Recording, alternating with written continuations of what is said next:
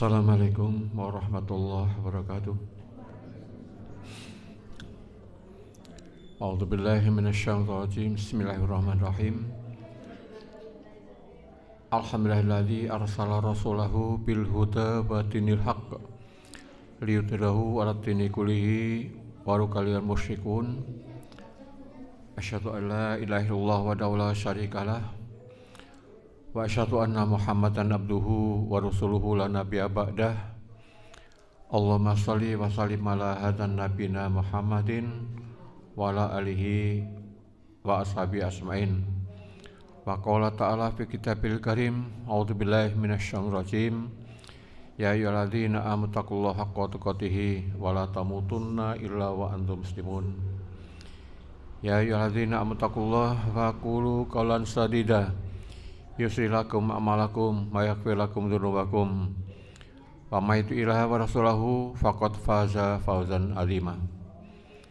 Ya ayyuhan nasu taqu rabbakum alladzi khalaqakum min nafsin wahidah wa khalaqa minha zawjaha wa batha minhuma rijalan katsiran wa nisaa'a wattaqullaha alladzi tasaaluna bihi wal arham innahu kana 'alaikum raqiba. Shadaqallahul 'azim. Hadirin jamaah kuliah subuh yang dirahmati Allah Subhanahu wa taala. Kita panjatkan syukur kehadirat Allah Subhanahu wa taala. Alhamdulillah rabbil alamin atas nikmat Allah, rahmat, taufik hidayah Allah yang dianugerahkan kepada kita semua. Maka alhamdulillah dengan nikmat-nikmat itu, maka pada pagi ini kita diperkenankan oleh Allah Subhanahu wa taala untuk bisa hadir di majelis yang berbahagia ini, majelis Thalabul Ilmi. Semoga apa yang kita niatkan bersama dari rumah bisa silaturahim dengan kawan-kawan yang barangkali beberapa waktu tidak ketemu, kita bisa ketemu, alhamdulillah. Semoga semua nikmat-nikmat Allah itu bisa kita manfaatkan sebaik-baiknya. Di antara kemanfaatan atau kita bisa mensyukuri nikmat Allah itu adalah bisa hadir di tengah-tengah masjid ini. Salam dan salam semoga oleh Allah SWT dilimpahkan pada junjungan kita Nabi Agung Muhammad SAW, keluarganya, para sahabatnya, dan untuk umatnya yang senantiasa berusaha untuk mengikuti sunnah-sunnahnya. Insya Allah termasuk kita. Amin ya rabbal alamin. Hadirin yang berbahagia yang dirahmati Allah SWT, terutama sekali syukur itu adalah untuk pribadi saya sendiri, ya, bisa hadir memenuhi undangan atau memenuhi jadwal yang telah ditetapkan oleh takmir masjid ini, yakni mengadakan kuliah subuh, dan beberapa hari yang lalu itu telah hadir di rumah untuk saya untuk bisa mengisinya dan diminta untuk pembukaannya pada hari ini. Karena itu terima kasih dan bersyukur kepada Allah SWT bisa hadir di tengah-tengah pendengar. Hadirin yang dirahmati Allah SWT,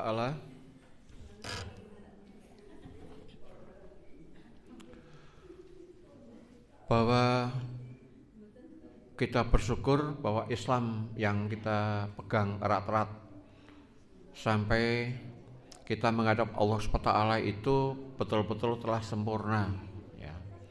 Marilah kita mengingat pada firman Allah yang disampaikan kepada Rasulullah SAW tatkala beliau melaksanakan ibadah haji wada hari Jumat pada sore hari. Allah berfirman, yang firman itu merupakan firman yang terakhir dan menyatakan bahwa Islam yang diturunkan sejak pertama, bahwa Al-Quran yang diturunkan sejak pertama sampai detik itu dinyatakan telah sempurna dan telah diridhoi oleh Allah SWT untuk dipegang sebagai pegangan hidup, sebagai way of life bagi semua manusia, seluruh manusia. A'udzubillahi minasyaitonir rajim. Al-yauma akmaltu lakum dinakum wa atmamtu alaikum ni'mati wa raditu lakumul Islam madinah. pada hari ini telah aku sempurnakan al-yauma akmaltu lakum dinakum agamamu, dan telah aku sempurnakan nikmatku untuk kamu, waraditu lakumul Islam madinah, dan aku telah ridho agama Islam itu sebagai pedoman hidup untuk kamu semua. Hadirin yang dirahmati Allah SWT, marilah kita renungkan isi dari firman Allah yang terakhir itu. Yang pertama, bahwa Islam yang jadi pegangan hidup manusia itu telah sempurna. Al-Quran sebagai pegangan hidup untuk seluruh manusia, tidak hanya untuk kita, tapi untuk seluruh manusia, itu telah sempurna. Dan nikmat Allah telah diridhokan untuk kita, untuk semua manusia.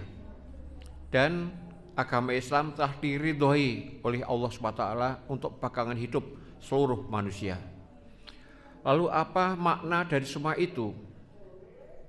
Bahwa makna dari semua itu adalah Islam sejak saat itu, sejak Rasulullah SAW melaksanakan haji wada pada saat itu siap untuk mengatur semua perilaku kehidupan manusia.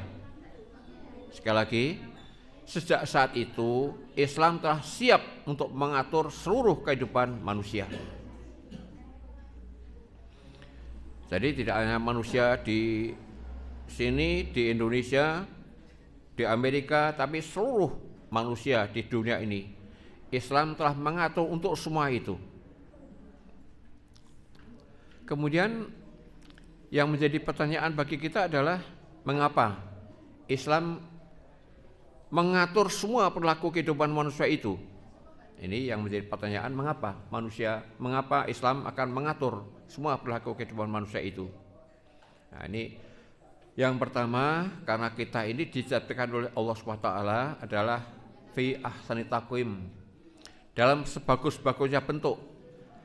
Itu martabat yang sangat-sangat tinggi dan yang paling tinggi bagi ciptaan manusia, bagi ciptaan Allah SWT yang dinamakan manusia ini. Jadi kita ini sebagai hamba Allah yang paling bagus ciptaannya, karena itu dijaga martabatnya. Martabat kita perlu dijaga. Kemudian berikutnya, kalau pernyataan dalam firman Allah itu Islam telah siap mengatur semua perilaku kehidupan manusia, maka perilaku kita ini banyak banget itu, ya, banyak banget. Karena itu marilah kita coba untuk kita generalisasikan, untuk kita kelompokkan perilaku kehidupan manusia itu. Jadi yang pertama itu perilaku kita terhadap diri kita sendiri. Perilaku kita terhadap diri kita sendiri. Terhadap diri kita sendiri aja banyak banget masalah makan, minum, apa yang boleh dimakan, apa yang boleh diminum, apa yang tidak boleh.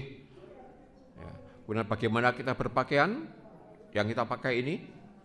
Nah, kemudian bagaimana kita bergaul dengan orang. Bagaimana kita bicara dengan orang, bicara dengan sama kawan, bicara kita suami berbicara dengan istri kita, kemudian istri berbicara dengan suami, kita bicara dengan orang tua, kita bicara dengan bapak ibu dan sebagainya, semua diatur oleh Islam itu. Jadi kemudian yang kedua, ini perilaku kita manusia, kita pribadi-pribadi ini diatur bagaimana hubungan kita dengan Yang Maha Kuasa yang menciptakan kita, diatur itu. Ya. Ini masalah ibadah. Jadi kita diatur oleh Islam bagaimana perilaku kita terhadap Allah SWT, diatur itu. Kemudian berikutnya, Islam mengatur perilaku kehidupan manusia itu terhadap sesama manusia.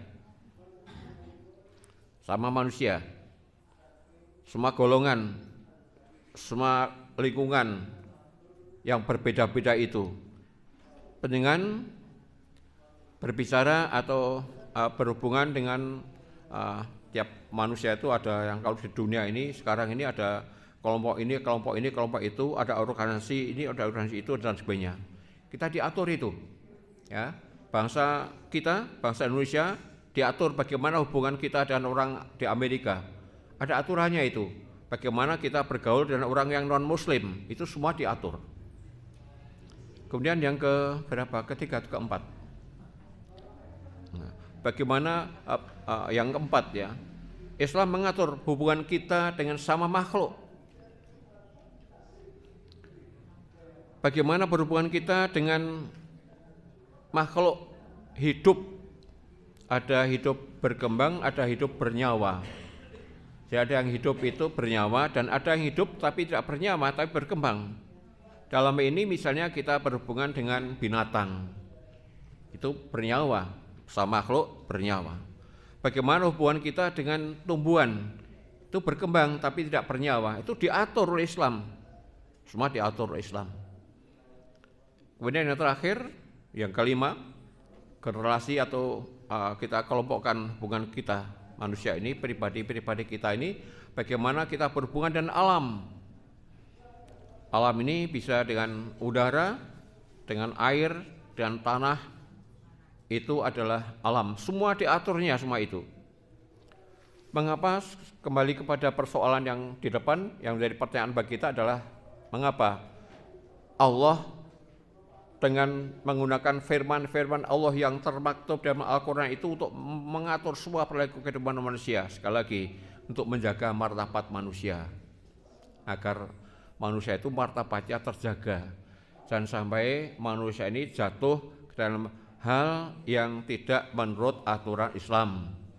Jika kita tidak menurut aturan yang diatur oleh Allah SWT lewat agama kita, agama Islam yang telah sempurna dan diridhoi itu, maka manusia itu akan jatuh menjadi kal hayawan, menjadi seperti binatang, balhum adol, bahkan lebih rendah daripada itu.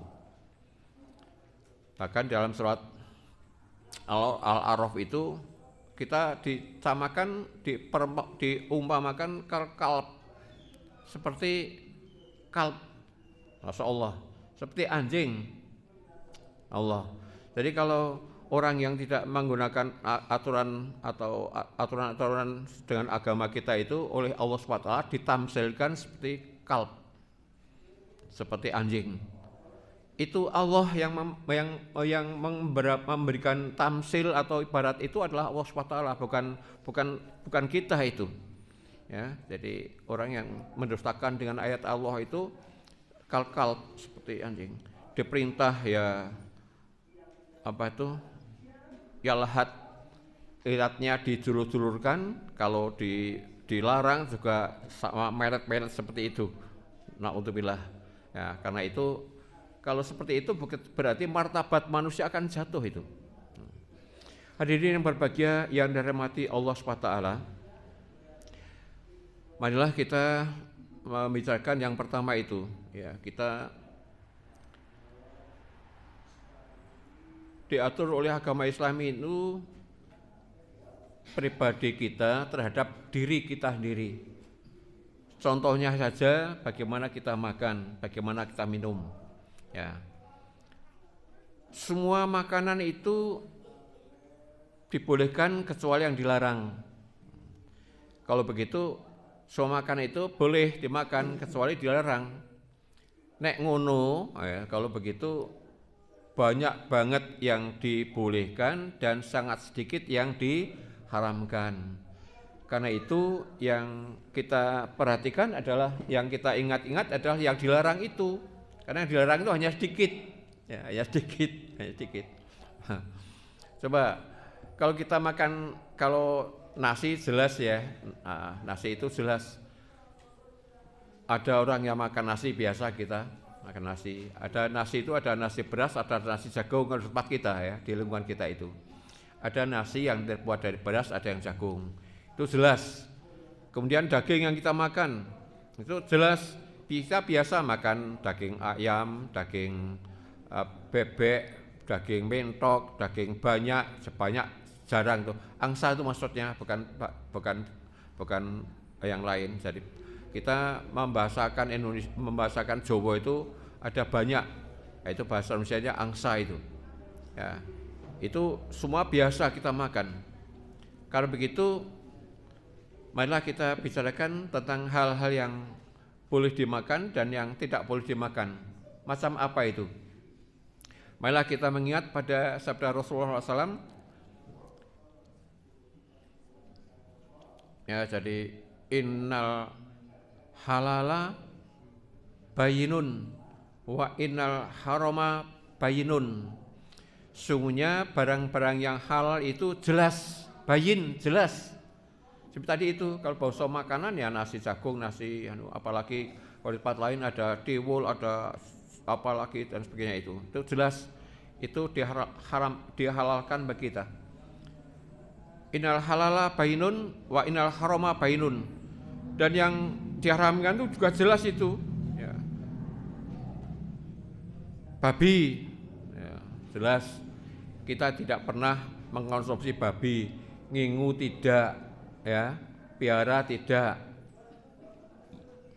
Jelas, anjing apalagi, babi juga babi hutan bagi yang dipiara itu jelas kita tidak. Yang diingat apa? Ya babi itu. Kalau masalah mentok, kambing, sapi dan sebagainya karena sudah biasa. Jadi seperti di muka saya sampaikan, yang perlu diingat adalah yang diharamkan itu, karena itu jumlahnya hanya sedikit sekali. Kemudian yang menjadikan ragu-ragu bagi kita itu adalah sebagaimana sabda Rasulullah SAW berikutnya itu, innal halala bainun wa innal harama bainun wa bainahuma, dan di antara keduanya, antara halal dan haram itu umurun mustabihatun, ada masalah, ada perkara yang meragukan bagi kita. Kita ragu-ragu ini haram atau halal, atau ini haral. ada antara halal dan haram itu ketoke haram, ketoke halal, jadi halal nek mangan sithik oleh ndak ada, ya ndak ada itu apa hukum seperti itu. Kok rotok halal rotok haram ndak ada. Semua bayin, yang halal itu bayin, yang haram itu bayin, semua jelas. Itu yang perlu kita ingat adalah wa bainahuma umurun mustabihatun, di antara kedua yang halal dan haram yang jelas dan jelas itu adalah ada perkara yang meragukan. Lalu bagaimanakah kita untuk menghadapi hal yang semacam itu? Nah, ini yang perlu kita perhatikan. Ya. Sabda Rasulullah SAW berikutnya adalah famanittaqo fis subuhati, barang siapa yang hati-hati terhadap hal yang meragukan itu, faqadistamra litinihi wa irdihi, sungguh dia telah menjaga martabat dirinya, kembali pada martabat kita, wa irdihi, dan mensucikan agamanya. Ini yang perlu diperhatikan. Jadi kalau kita hati-hati terhadap umurun mustabihat yang meragukan itu, maka berarti kita telah berarti kita telah menjaga martabat kita sebagai manusia dan menjaga kemurnian agama kita. Kemudian kalau kita mau makan kok ada, kita itu ragu-ragu ya, ragu-ragu. Ini kok rupanya kok kayak ngene, seperti kita makan bakso misalnya, kok bakso ke biasanya kok ini tapi kok kimpil-kimpil seperti ini, atau kita makan soto kok kimpil seperti ini, atau daging yang kalau kita di rumah makan itu ada sate yang sudah siap di situ, sudah ready di situ. Ya kok ireng-ireng begitu dan sebagainya. Bagaimana kita menghadapi hal seperti itu? Kita takon dulu, jangan kita ragu-ragu terus makan gak takon. Ya. Jadi tanya dulu, ini apa, Pak atau Bu, Mbak, ini daging apa? Oh itu ham. Apa ham? Ya biasanya untuk daging babi itu mereka itu. Jadi daging babi, oh gitu. Kalau begitu kita hati-hati berikutnya bagaimana? Oh ini betul-betul harus kita perhatikan loh Bapak Ibu ya, jangan dianggap sepele ya ini, ya jangan dianggap sepele itu. Kalau di situ kok membuat sate babi, berarti di situ juga memasak babi. Nek gawe kita pesan tongseng kambing, wajahnya kok dewe-dewe. Tidak, satu itu. Nah, hati-hati berikutnya adalah kita dengan istri ya, omongan dari istri dan kawan-kawan ya, piye ibu, nah, ibunya lebih hati-hati. Mas pindah mawon, pindah rumah makan, ya. Kita pindah, harus tegas, Pak.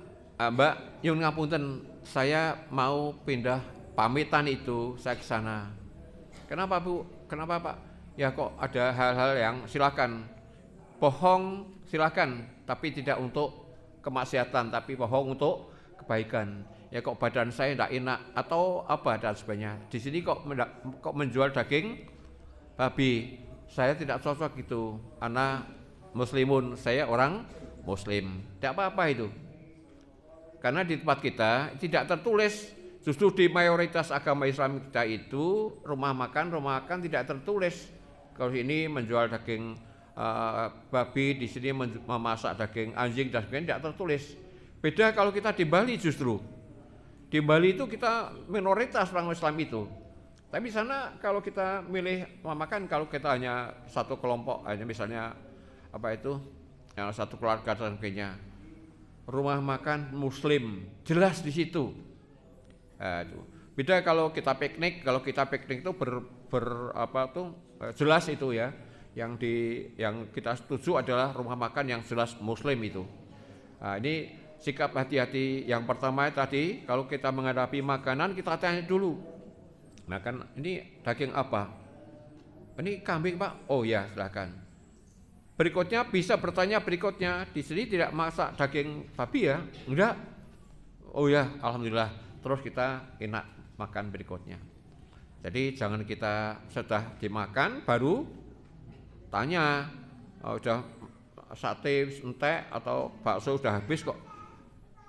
Karena laparnya sehingga tidak kontrol, pokoknya nek mau ngelih itu ya itu enak aja kan, mau ngelih ini. Ya. Jam loro tuh dewe bali saka kantor atau kita bepergian itu kan, wah kayak ngelih-ngelih banget kok ini kok, waduh kok ini enak banget, agak takon, ini kok seger banget ya, misalnya, atau kok yang aku kok ini bakso apa nih?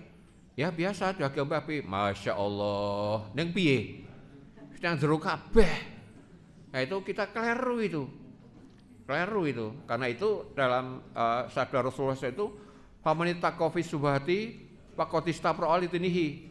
Wa man faqa'a fi subhati, barang siapa yang jatuh dalam subhat itu waqa'a fil haram, maka dia jatuh ke dalam makan yang barang yang haram.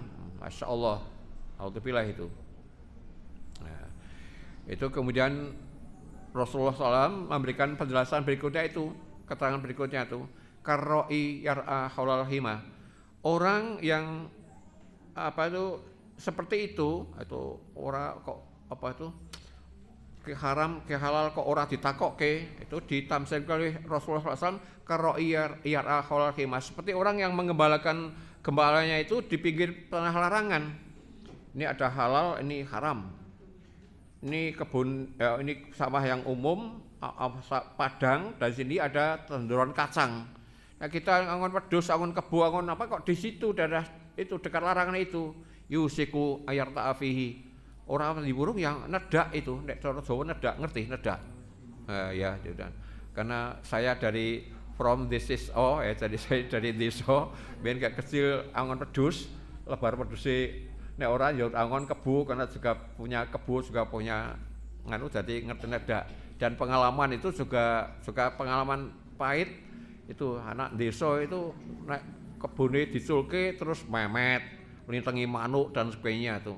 Ya saya juga punya pengalaman seperti itu, sehingga kebu saya itu nedak tanduran anandur koro itu salare itu kan, Woharjo jadi ngowakne saya itu, sehingga Woharjo ke bapak saya kayak mentah kayak anake wedhus ya kebune manganingan kayak pitu Kang, wis tak ganti. Akhirnya bapak saya juga yang tujune karo Pak Dene ya. Jadi ya nepui akeh tukul di nandur koro itu.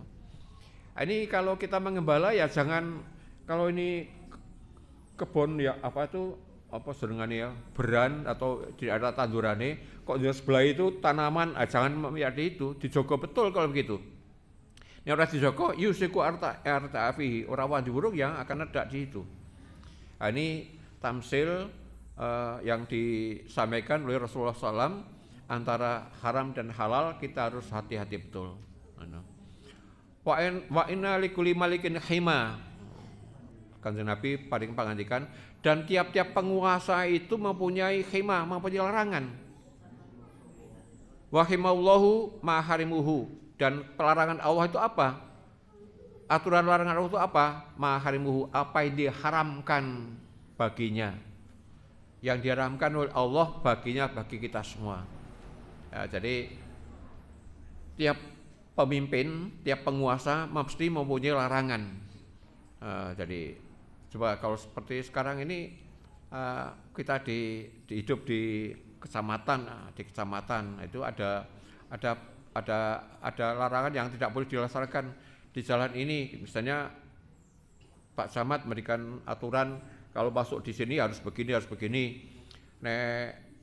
Misalnya di sini daerah wisata apa sedangane itu Taman Kartini ya.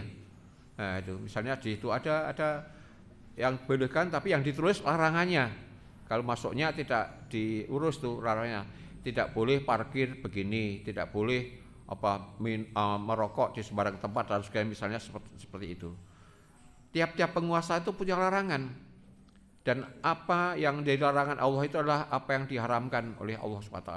Allah, ingat, fa inna fil jasadi, ngendikane Kanjeng Nabi berikutnya, inna fil jasadi mudghatan, ada segumpal daging. Fa in salahat, apabila segumpal daging itu bagus, salaha jasadu kulluhu, maka semua jasad itu akan menjadi sehat baik. Fa in fasadat, tapi kalau sekerat daging itu kok rusak, fasada sairu amalih, maka jasadu kulluhu, maka kalau rusak maka semua badan itu akan menjadi rusak. Ala wahyal qalb, apa itu? Adalah hati. Hadirin yang berbahagia yang dirahmati Allah SWT. Nah, ini sebagai contoh saja bahwa semua perilaku manusia itu diatur oleh Allah SWT. Kemudian kaitannya dengan masalah ibadah kita, puasa itu juga diatur oleh Allah SWT. Ya, jadi mengapa kita puasa ini hubungan kita menginjak kepada antara hubungan kita dengan Yang Maha Mencipta. Sudah barang itu tidak semua urut kita bicarakan. Kalau kita masalah baru makan dan minum, belum sampai kita berpakaian. Dawa banget ya. Dari hubungan kita terhadap diri kita ini, pengaturan Allah SWT, pengaturan Islam terhadap pribadi manusia terhadap dirinya itu banyak banget. Supaya berpakaian ya seperti ini. Ya, seperti pakaian ini ya. Ini laki-laki dan perempuan beda ya, dengan seperti ini. Bapak-bapak seperti itu ya.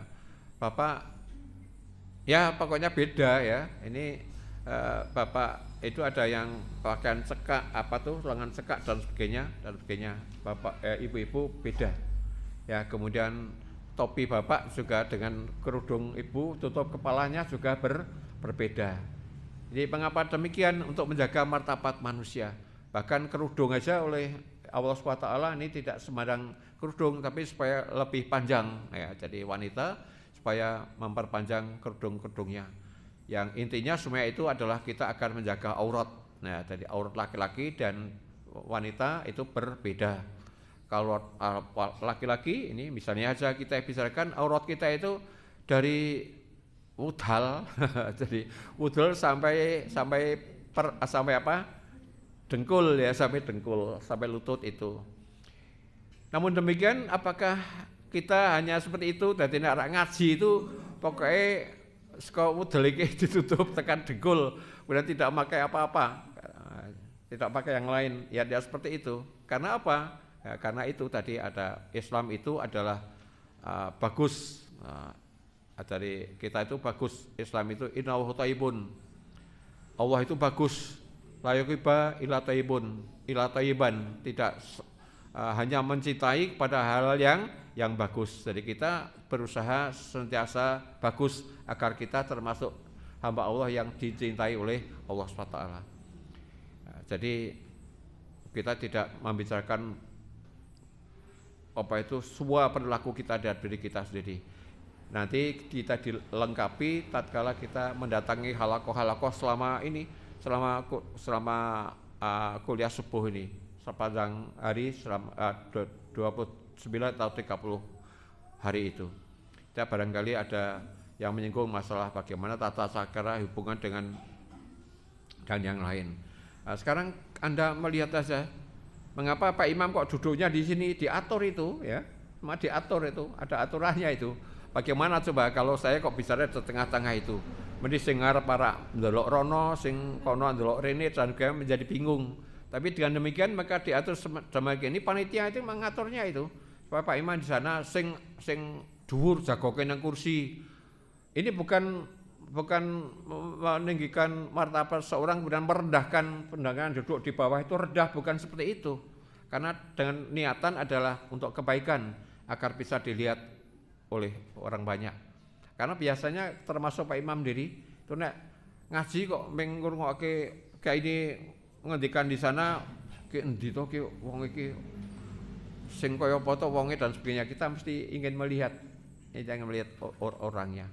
Sehingga nanti pulang sapa sing isi itu kae lho sing wonge kok ngene dan sebagainya itu ya. Itu diantaranya seperti itu. Hadirin yang berbahagia yang dirahmati Allah SWT. Sekarang masalah puasa ini. Jadi puasa ini juga diatur oleh Allah SWT. Ini hubungan antara kita dengan yang Maha Mencipta.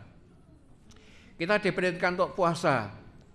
Ini kalau kita ini karena rujukannya adalah Quran dan hadis atau kitabullah wa sunnatun Nabi, maka rujukannya kepada Allah dan Rasulnya. Sumu liruyatihi waftiru liruyatihi. Puasalah kamu kalau kamu melihat hilal, dan berbukalah kamu kalau kamu melihat hilal. Wa in humma, dan apabila tidak jelas, humma itu sesuatu yang tidak jelas. Tidak jelas ini karena apa? Mungkin bisa karena pedut, karena mendung, karena kabut dan sebagainya. Fakmilu iddata Sa'bana, maka hitunglah bulan Sa'ban itu disempurnakan salasina yauman, 30 hari. Itu mengendikane Rasulullah SAW. Jadi kita berpuasa ini diatur oleh Allah SWT. Kemudian nanti kalau terjadi kalau terjadi mendung, ini supaya dipahami juga, ini Pak Imam bukan umurnya bukan selevel dengan Mas Kuat, dengan Mas dan yang orang-orang muda nih ya, dengan ya ini kalau Mas Masya Allah, wah itu kan pendengan kan generasi dengan anak saya Barb ya, Iwan ya, dan Iwan dengan wakil bupatinya Pak Mas siapa asmane? Oh Mbak Isa, Masya Allah, menyebut Pak Isa. Itu aja, itu generasinya selevel dengan anak saya Barab Iwan. Pak Isa, ini kemarin anak saya dino Selasa kemarin itu mantu. Apa dengan kapan enggak mantu itu? Ini Pak Isa ini satu SMA-nya bersamaan dengan anak saya Iwan Barab itu yang dinas di UNY itu. Kemarin anak mantu perempuan, sehingga hari Selasa kudune tanggal 23. Saya tanya agak mau izin pada bapaknya itu, Pak niki wayahe pun wonten sing ngepek. Loh, alhamdulillah. Lho kapan? Bijang tanggal 23. Loh, tanggal 23 kowe ngerti kalender apa ora? Nggih ngertos.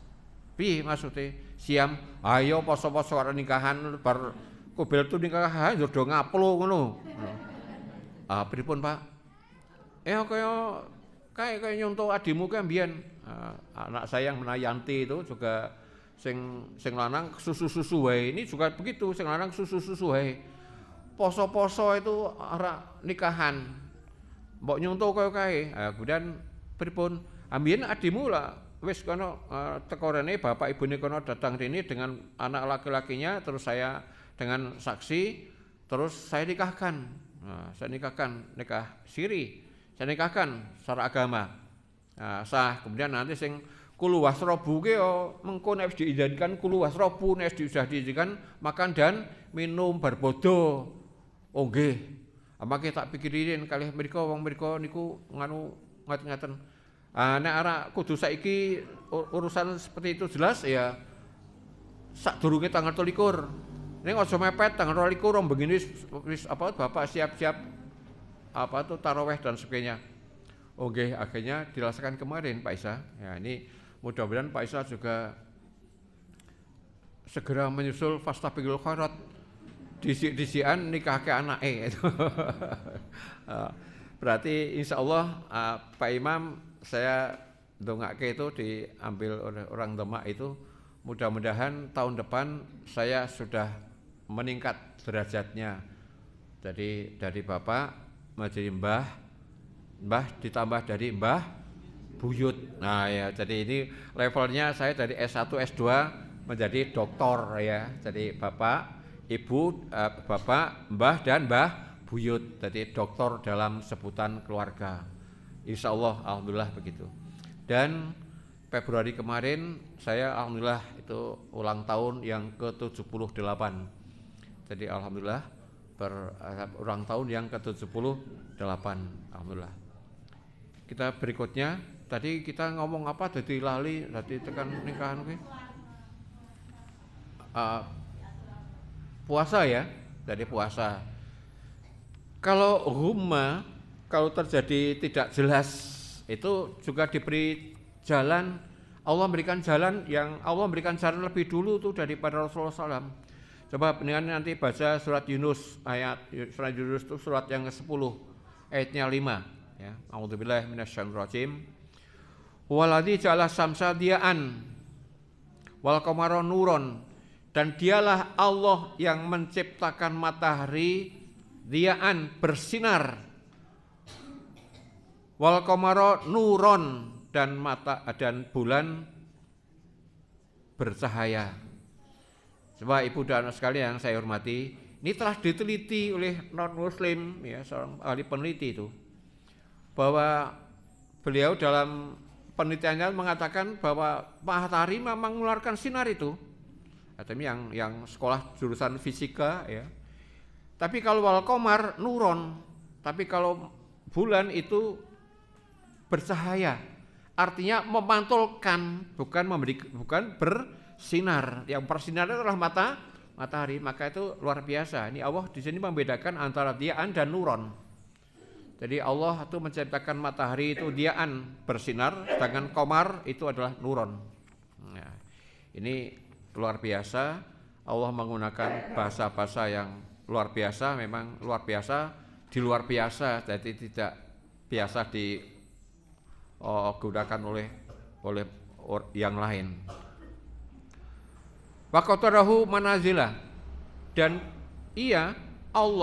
beliau Allah SWT yang maha kuasa ini telah qatarahu manazila, telah menetapkan garis edarnya masing-masing.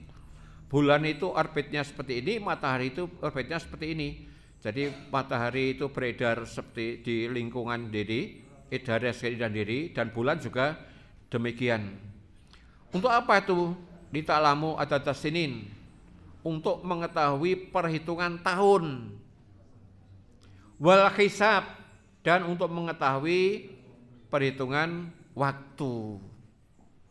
Nah, jadi kalau ada orang mengatakan nek Muhammadiyah itu hisab, nek kancane itu ru'yah, kita itu juga dengan ru'yah dan hisab sama itu, sama saja. Hanya kadang-kadang yang menjadikan perbedaan itu seperti kita ada dari pimpinan pusat Muhammadiyah, ahli hisab dari atau ustadz atau pakar-pakar hisab di kalangan Muhammadiyah di pusat itu telah memberikan perhitungan, dan dalam hisabnya itulah telah bisa dikatakan bahwa pada saat matahari terbenam kemarin itu posisi bulan sudah di atas garis ufuk sekian derajat. Kemudian yang membedakan dari ikhwan kita, saudara kita itu ada membuat aturan belum sekian derajat belum dianggap tanggal. Nah, itu aja misalnya. Itu aja masalahnya. Jadi podo-podo itu. Jadi kalau apa tuh atau kalau dengan kisab dengan ru'yah sama saja. Ketemunya mesti podo. Hanya yang membedakan itu karena ada ketentuan dari hewan kita itu belum sekian derajat belum dianggap tanggal. Seperti itu. Nah, bagaimana kalau kita bertemu dengan hal seperti itu? Ya kita kembali kepada Quran dan Sunnah. Seperti apa yang difirmankan oleh Allah SWT itu.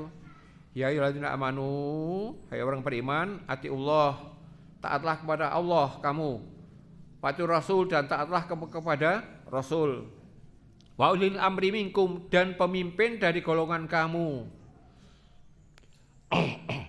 Tapi belum sampai, tidak hanya sampai itu.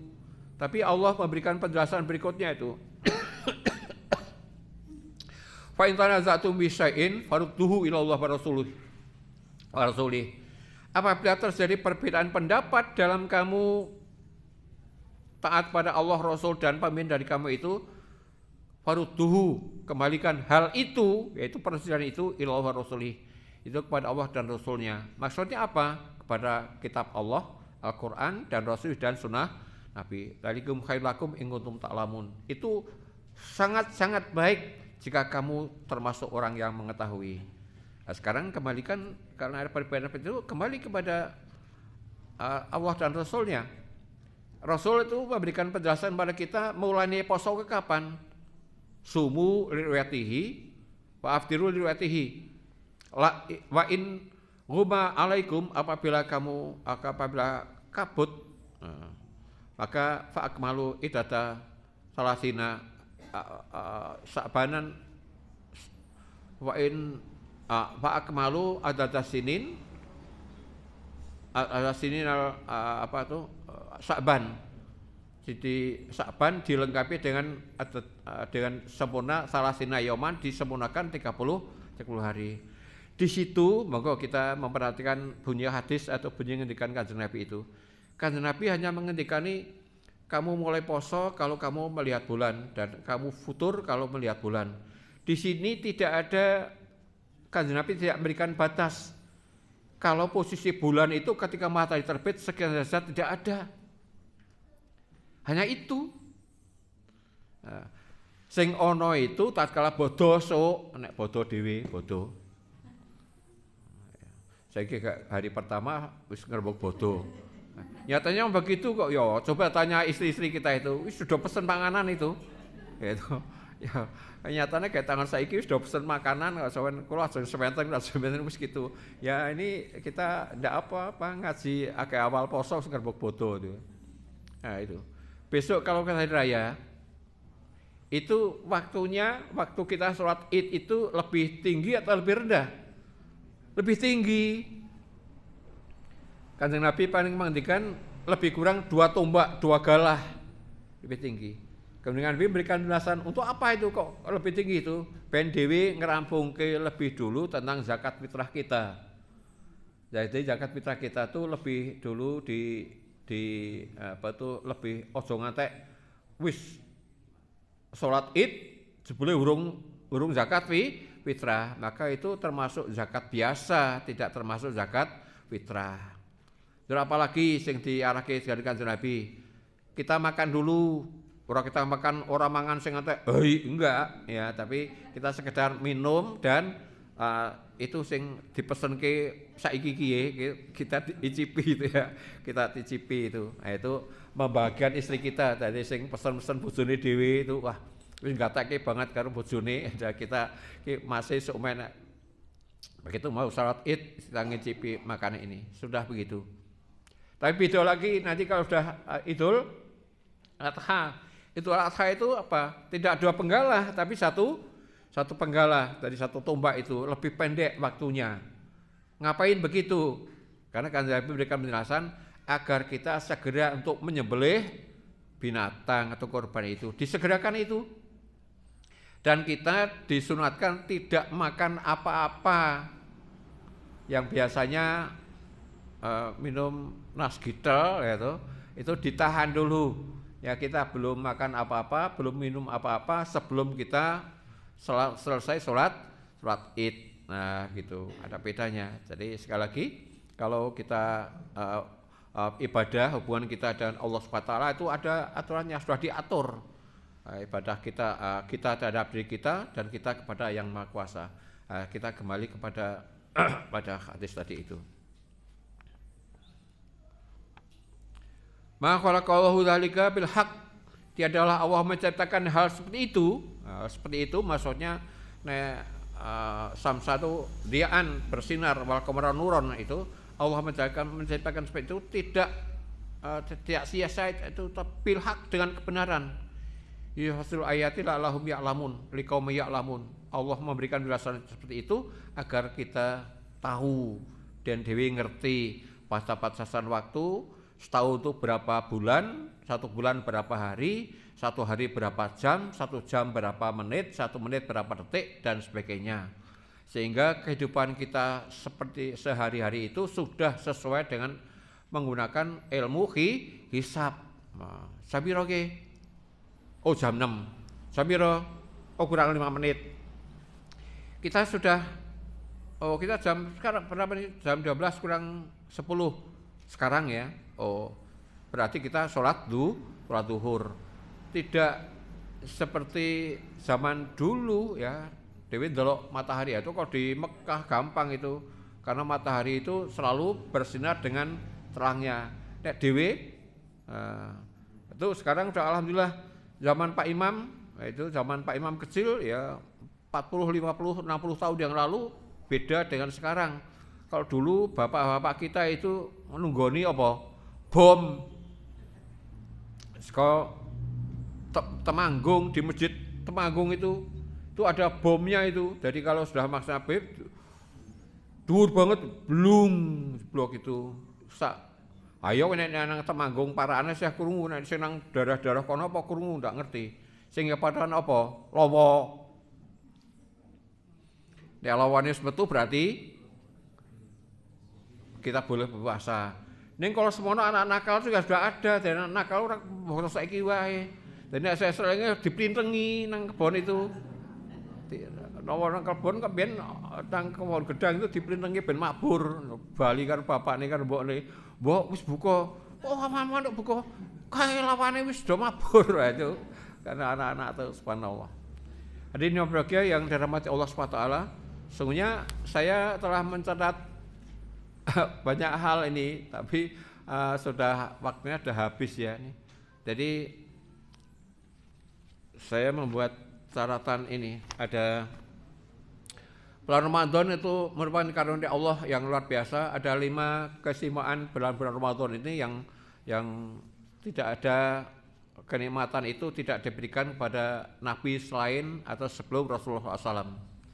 Namun demikian, karena waktu ini baru saya bicarakan masalah kesempurnaan agama Islam, masalah makan dan minum, dan mulai poso, ya belum hal yang lain. Nah, barangkali kalau masih ada waktu, kalau dulu, ya ini Pak Udi, dulu itu Pak Imam kalau di sini itu tutup kendang, bukan tutup terbang.